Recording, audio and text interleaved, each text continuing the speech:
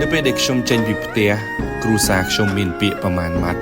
ដែលធ្វើឲ្យខ្ញុំមានកម្លាំងចិត្តខំប្រឹងតស៊ូទៅមុខជានិច្ចគាត់និយាយថាពេលកូនចេញពីស្រុកត្រូវមើលទៅមុខក៏មើលក្រោយប្រឹងទៅមុខទៅជីវិតកូនបានល្អប្រសើរពេលកូនចេញពីស្រុកកុំស្ដាយគេអាកកុំស្ដាយស្រែចម្ការកុំស្ដាយដីធ្លីដែលពួកគាត់មានបើកូននៅតែសម្លឹងទ្រពទាំងអស់នឹងកូនទៅមុខអត់បានឆ្ងាយទេកុំទៅរកលុយបដើ